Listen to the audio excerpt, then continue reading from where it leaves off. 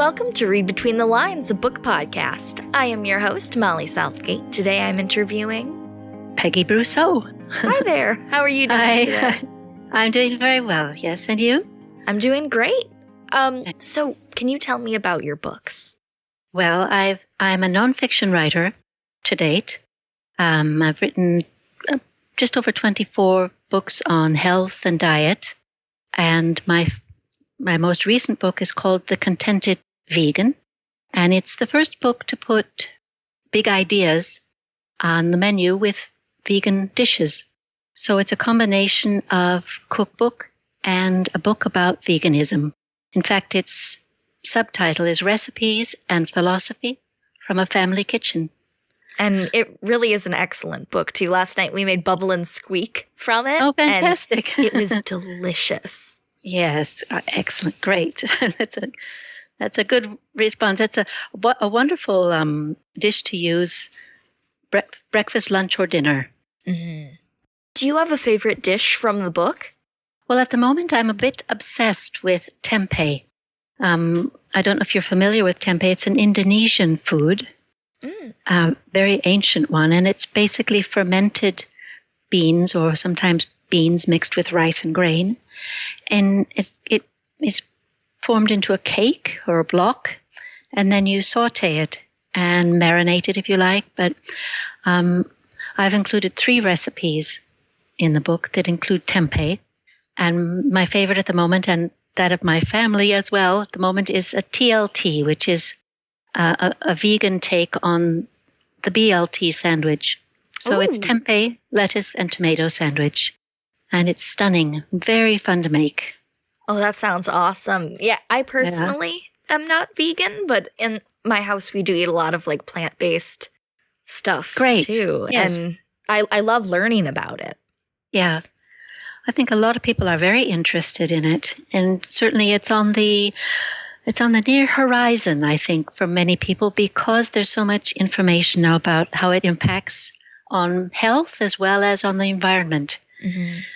As more and more people get aware of those things, it starts to make more sense to just increase the number of plant-based meals we have each day or each week, and to know that each one of them makes a difference. Yeah. Can you tell me a little bit about your journey to becoming vegan and writing all of these books? Well, there's slightly 2 different stories there, but they do overlap at some point in the past. I grew up in the Midwest, actually, in Minneapolis. Oh. And I came to London as a girl. So growing up in the Midwest, it is very meat and dairy oriented. It's just part of the culture, or it was then.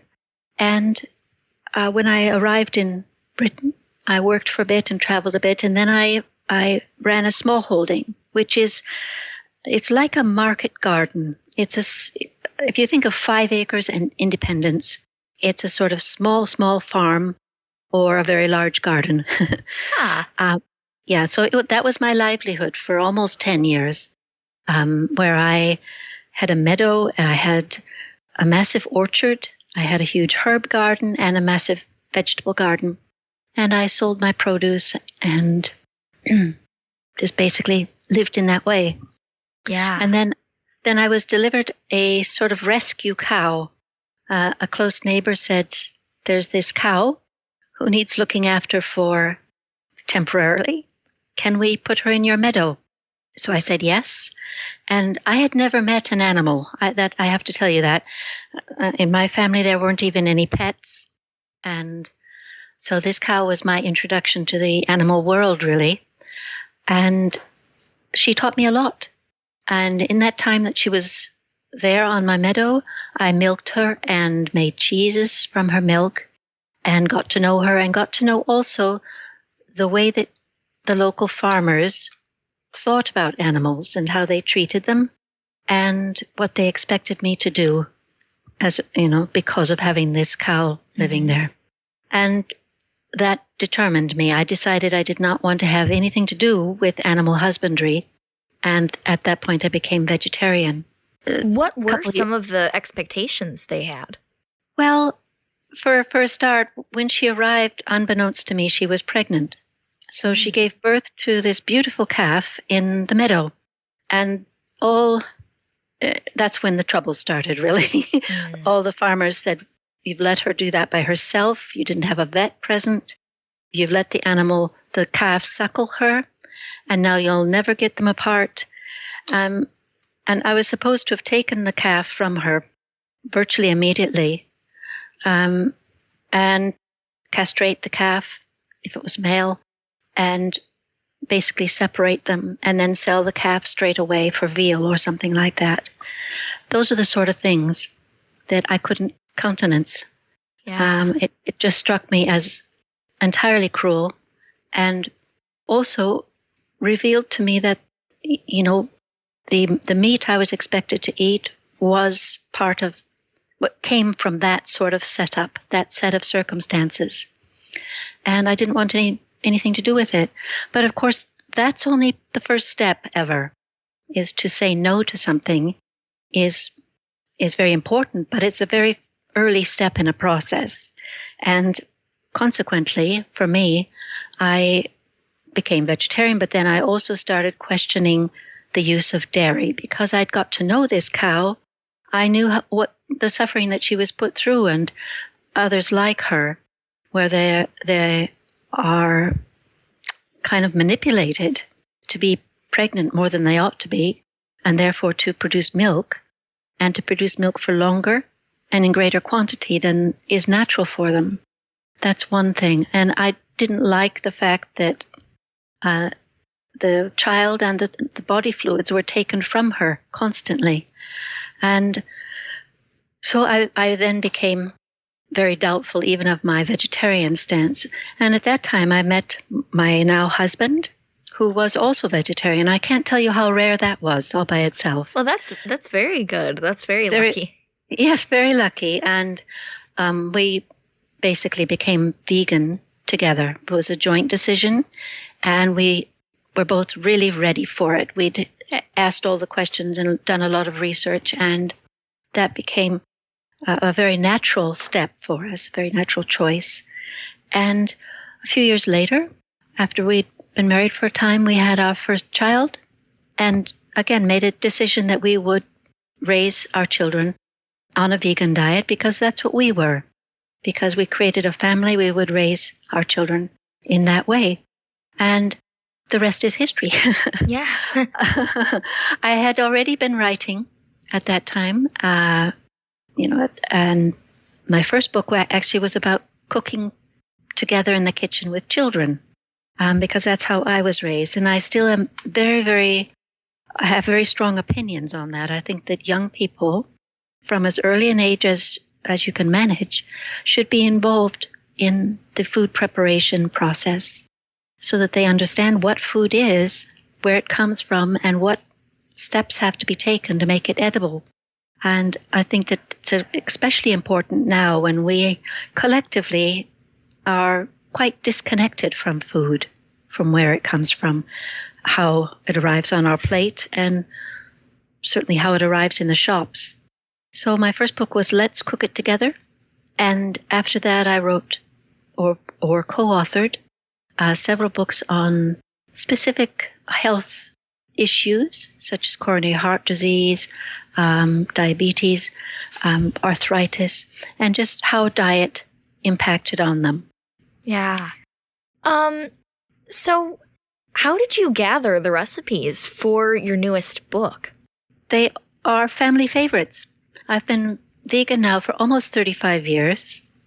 And during that time, we raised a family, and I've cooked every day, pretty much my whole life. But the recipes in here are from the period of raising our family. And they've all been through the process of testing and being declared good meals. And so that's why I've included them. Yeah. I've tried to build in a range of them. Some are extremely simple, and others require a bit more time and are a bit more complex.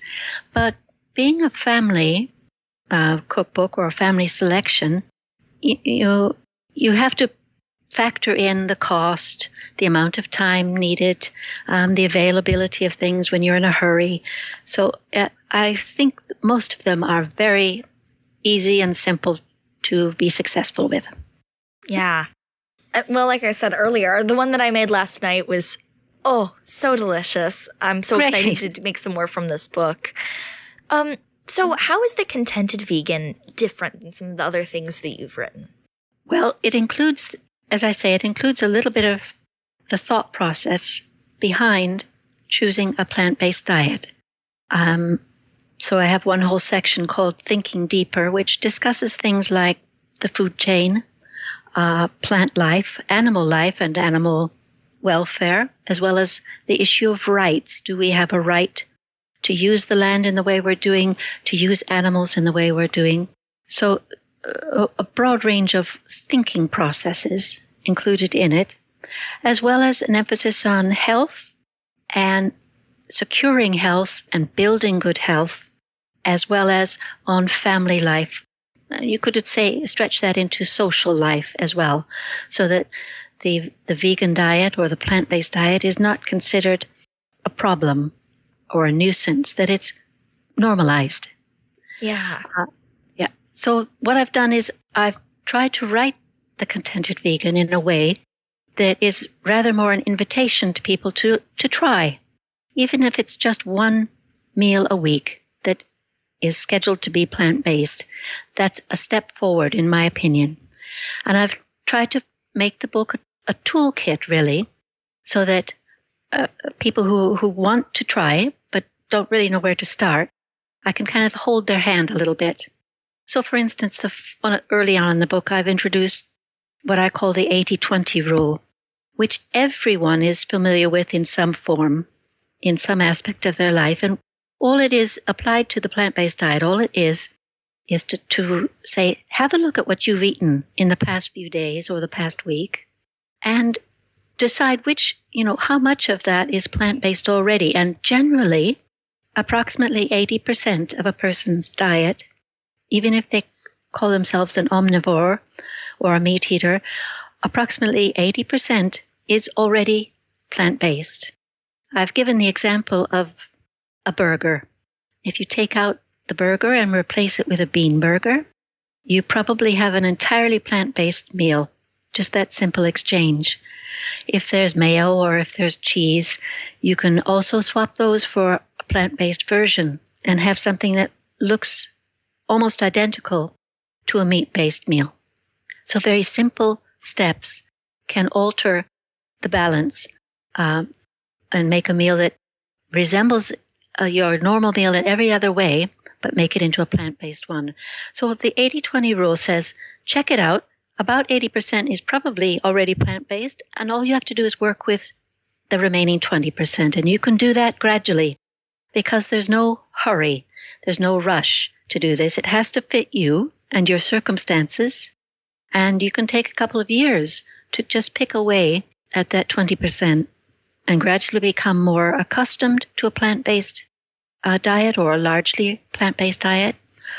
Find your favorite foods and recipes within that paradigm, and then relax into it so that it's enjoyable, it suits you and your circumstances, and you feel comfortable and healthy. Yeah, I really love that, because a lot of times when I see stuff about like going vegan or plant-based, it can feel very overwhelming. And I like that idea that you can just kind of slowly over time go more in that direction. Yes, I think that when you allow yourself to do that, suddenly you can succeed.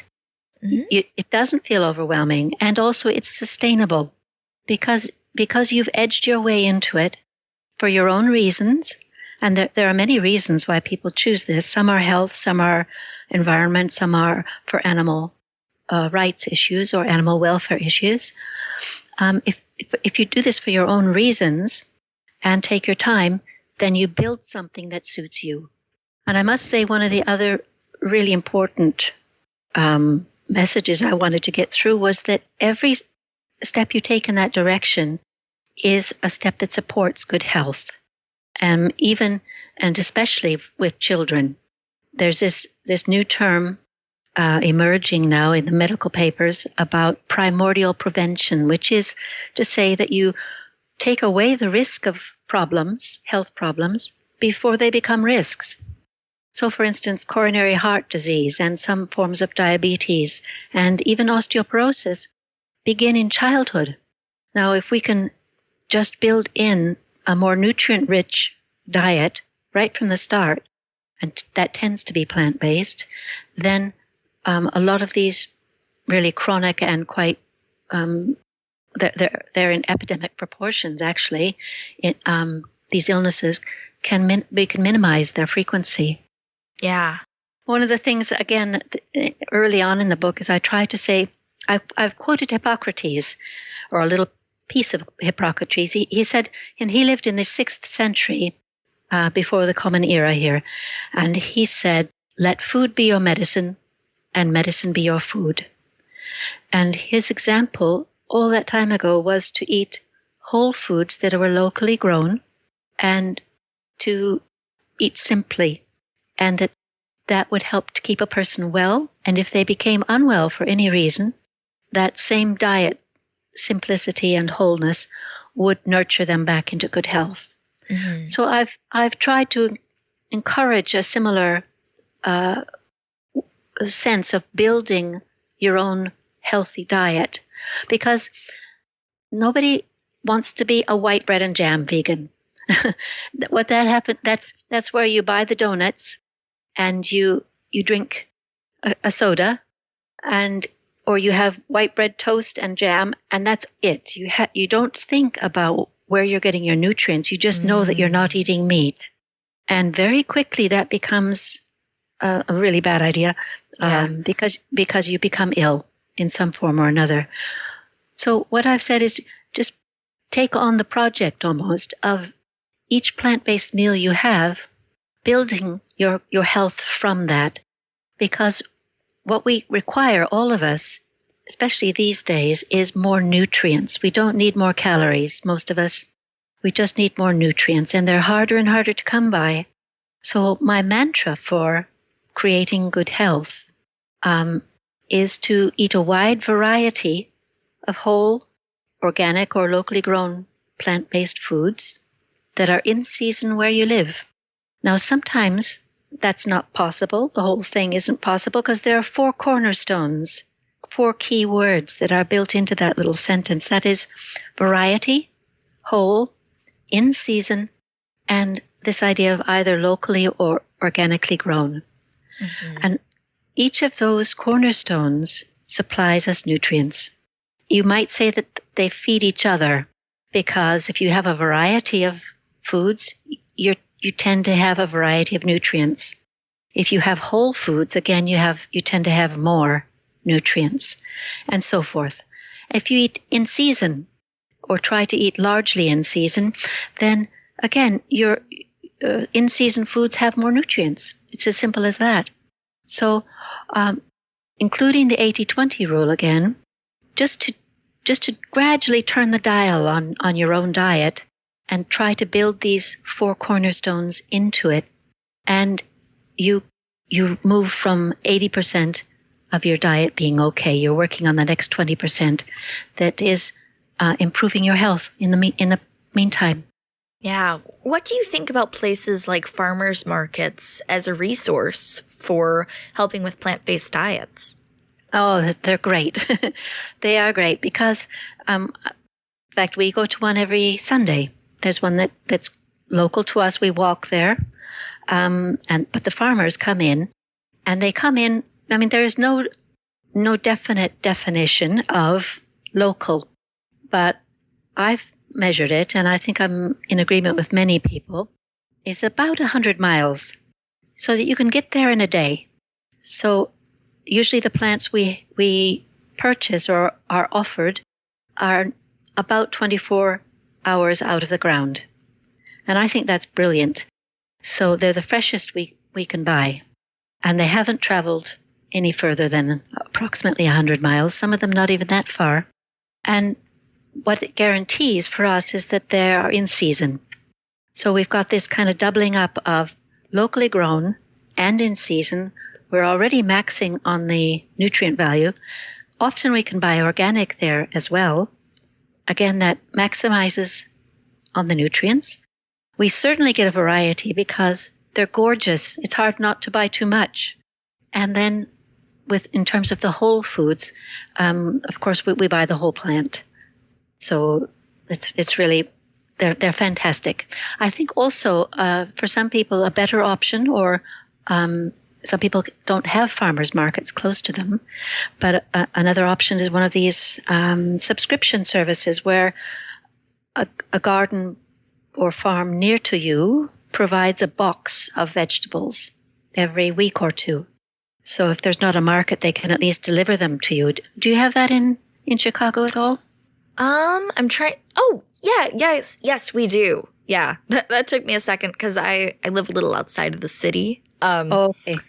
But yeah, there are a couple nearby that do that. Yeah. Yeah. I think that's a really good option as well because it's local. It tries to tick all the boxes, you know? Yeah. What would you recommend for people? Like, both of us happen to live in areas that have farmers markets and more farms around that can like send us subscriptions and stuff like that.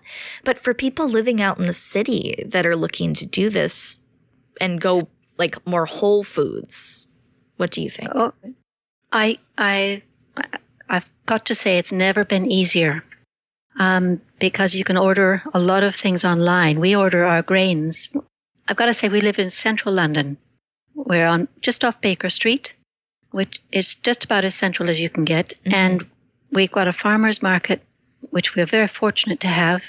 But we do a lot of online shopping for whole grains, seeds and nuts. What else do we need? It's basically all sorted. Plus, in the city, especially a large city like London or Chicago or New York, where you have ethnic variety, a very cosmopolitan place. So we have a lot of small grocers who sell products that are aimed for that cuisine. So you might have the cuisine of the Indian subcontinent or Middle Eastern cuisine or even a Mediterranean cuisine. And if you stroll around and find these small grocers, you can find specialist products that are very exciting, very interesting.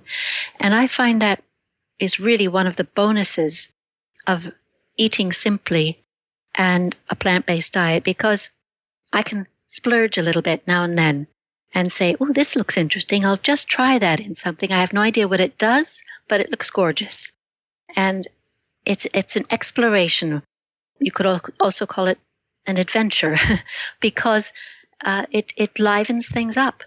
And I would encourage people who live in large cities to do exactly that or something similar, to live simply, to eat simply from what you have nearby with the fresh fruit and vegetables, and then do online shopping and also explore your neighborhood or your broader neighborhood to see if there are any specialty items you can find. For instance, I buy my dried beans from a grocer who specializes in the Indian subcontinent foods, and I also get spices there, lovely spices. So that was a real find for me. Yeah. Well, thank you so much. This has been so great to talk to you. You're making me want to go vegan and plant-based. But yeah, thank you. This really was great. I just have one final question, and that is, What do you have coming up? Well, do you mean in terms of writing? Yes. Yeah, I've got another idea in the works. It is nonfiction again, and it's to do with putting the scents and the aromas and the flavors together in a way that satisfies and enhances a simple food. Great. All right. Well, once again, thank you for Read Between the Lines. My name is Molly Southgate. I'm Peggy Brusseau. Let's end this the way all great stories end. Happily ever after, the end. Thank you for listening to Read Between the Lines, a book podcast. This episode is hosted by Molly Southgate. It is edited by Rob Southgate and produced by Southgate Media Group. You can get in touch with the show at readbetweenthelines@gmail.com, or you can send us a voicemail at 708-887-9473. That was 708-887-9473. You can also find us on Instagram at Read Between the Lines Podcast. Thank you so much for listening.